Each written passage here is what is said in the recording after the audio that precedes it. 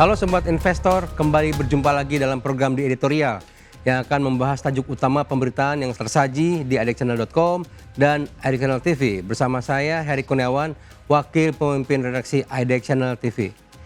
Ya Sobat Investor, bagaimana kabar Anda hari ini? Bagaimana kabar koleksi portofolio Anda di tengah kembali berbalik arahnya indeks harga saham gabungan atau IHSG menuju zona hijau seiring datangnya angin segar dari Federal Reserve atau The Fed yang baru saja menahan suku bunga acuannya serta juga sinyal positif dari sederet emiten yang telah meliris laporan keuangan untuk periode semester 1 2026 lalu.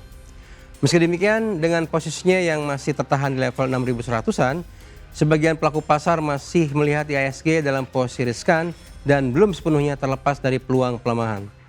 Karenanya dengan kondisi pasar yang sedemikian dan volume perdagangan yang juga masih relatif terbatas, strategi seperti apa yang bakal Anda jalankan guna memitigasi risiko sekalian memaksimalkan cuan yang bisa didapat? Ya, untuk semakin melengkapi referensi Anda dalam menata strategi tersebut, izinkan kami untuk kembali menghadirkan update terbaru serta pembahasan terkait dinamika pergantian Gubernur Bank Indonesia seiring dengan mundurnya Peri Warjio sejak Senin 27 Juli 2026 lalu. Dalam hal ini, Presiden Republik Indonesia Prabowo Subianto juga dipastikan telah memberikan restunya atas keputusan pengunduran diri yang telah diambil oleh Peri Warjio, sehingga perannya kini diambil untuk sementara oleh Deputi Gubernur Senior Destri Damayanti yang ditunjuk sebagai penjabat gubernur sementara dan bertugas untuk memastikan bahwa seluruh tugas dan peran Bank Indonesia dalam ekosistem keuangan dan perekonomian nasional tetap berjalan dengan baik, meski tengah terjadi perubahan struktur kepemimpinan di level tertingginya. Sembari dijabat oleh sementara waktu oleh Destri sesuai ketentuan Undang-Undang Bank Indonesia, langkah selanjutnya yang perlu dilakukan pemerintah yaitu menggelar proses penjaringan para kandidat gubernur Bank Indonesia yang baru, yang kemudian dari seluruh calon tersebut merupakan kewenangan Presiden untuk menetapkan pilihannya, untuk kemudian diusulkan dan dimintakan restu dari Dewan Perwakilan Rakyat atau DPR. Hal ini sesuai dengan pernyataan terbaru yang disampaikan oleh Menteri Koordinator Perekonomian Airlangga Hartarto, di mana pemilihan sosok Gubernur BI yang baru sepenuhnya merupakan kewenangan dari Presiden Prabowo Subianto. Pernyataan ini oleh Airlangga disampaikan sekaligus untuk menjawab spekulasi yang beredar di sebagian pasar yang menyebut bahwa Airlangga merupakan salah satu sosok yang dipertimbangkan oleh Presiden guna mengisi kekosongan posisi Gubernur BI. Terlebih menurut Airlangga, di dalam internal BI telah tersedia sistem yang kokoh, prudent, dan dapat diandalkan sehingga siapapun yang sosok ditunjuk oleh Presiden sebagai Gubernur BI yang baru, maka Airlangga mengaku percaya dan sepenuhnya yakin bahwa kinerja Bank Indonesia terkait sinergi kebijakan fiskal dan moneter dapat tetap berjalan dengan baik dalam mendorong pertumbuhan ekonomi nasional, menekan potensi inflasi sampai dengan penciptaan lapangan kerja baru. Meski demikian, Airlangga juga mengakui bahwa langkah penentuan Gubernur BI yang baru cukup krusial dan wajib dilakukan dengan penuh kehati-hatian seiring dengan background kondisi perekonomian nasional saat ini, di mana posisi mata uang rupiah masih terus-menerus tertekan oleh penguatan dolar Amerika Serikat. Pendapat didukung oleh ekonom Universitas Indonesia Berli Martawardaya yang mengingatkan pemerintah bahwa kredibilitas dan independensi Bank Sentral merupakan fondasi utama yang harus dijaga, sekaligus menjadi pertaruhan bagi pemerintah dalam menentukan Gubernur Bank Indonesia pengganti Peri Warjio. Bagi Berli, pemerintah harus mampu menunjukkan pada publik, terutama bagi pelaku pasar, atas komitmennya dalam menjaga kredibilitas dan independensi Bank Sentral. Langkah tersebut dalam pandangan Berli sangat penting untuk dijadikan prioritas concern bagi pemerintah demi bisa menjaga kepercayaan pelaku pasar, di mana dalam dunia ekonomi, bisnis, dan keuangan faktor kepercayaan tersebut menjadi sangat krusial dan bisa menimbulkan goncangan signifikan ketika tidak bisa dijaga dengan baik. Berli menjelaskan bila sampai terjadi bahwa independensi Bank Sentral terganggu, misal saja terkait dinamika politik, maka dampak yang ditimbulkan bakal sangat luas, sehingga bakal berpengaruh langsung terhadap daya tahan rupiah, inflasi, serta daya beli masyarakat.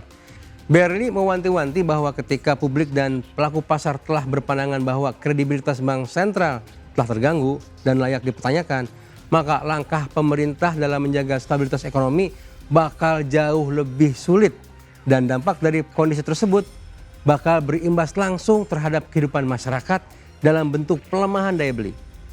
Peringatan dari BRI ini seolah menjawab sebagian spekulasi yang berkembang di pasar di mana sejumlah nama mulai bermunculan dan diperkirakan bakal menjadi pilihan yang tengah dilirik oleh Presiden Prabowo untuk mengisi posisi Gubernur BI yang baru. Sebut saja salah satunya yaitu Destri Damayanti yang kini tengah dipercaya untuk menjabat sebagai penjabat gubernur sementara, serta Aida S. Budiman, sosok yang telah menjabat sebagai Deputi Gubernur Bank Indonesia sejak 2022 dengan tugas spesifik selama ini yaitu mengurusi kebijakan moneter strategis. Sementara dari eksternal Bank Indonesia justru muncul dua nama yang cukup mengagetkan lantaran datang dari deretan Menteri Kabinet Merah Putih, yaitu sosok Menteri Keuangan Purbaya Yudi Sadewa dan juga Menteri Koordinator Perekonomian Airlangga Hartarto. Bagi pihak-pihak yang mendukung pencalonan Purbaya dan Airlangga ini menilai bahwa perlu adanya sinergitas antara kinerja Bank Indonesia dengan nilai-nilai serta program kerja yang sebelumnya telah disusun oleh pemerintah, sehingga dengan dipilihnya salah satu dari dua nama tersebut diharapkan dapat menjembatani kebutuhan atas sinergitas program pemerintah dan Bank Indonesia tersebut. Dengan pihak terkait kebutuhan sinergitas antara program pemerintah dan Bank Indonesia, muncul juga ke permukaan yaitu nama Thomas Jiwandono yang notabene merupakan salah satu Deputi Gubernur Bank Indonesia yang sebelumnya juga telah menjabat sebagai Wakil Menteri Keuangan.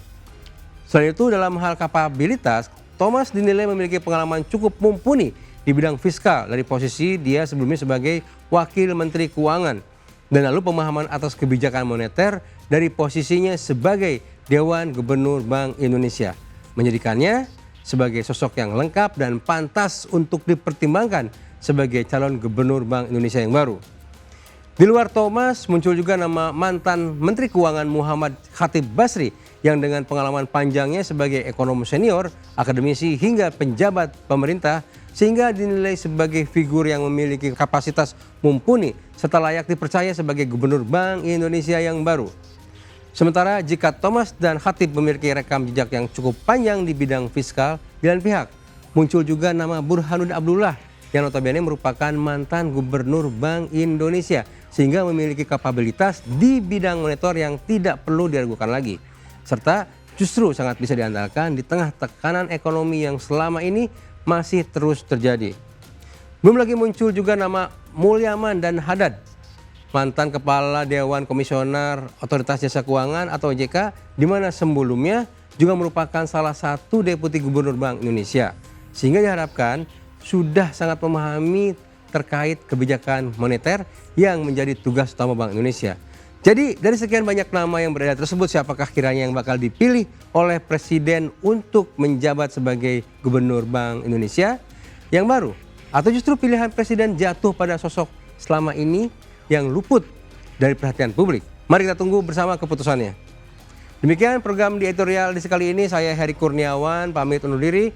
Pantau terus berita ekonomi, bisnis, dan pasar modal hanya di IDX Channel TV, idxchannel.com, dan media sosial IDX Channel. Sampai jumpa, jangan lupa untuk selalu bahagia.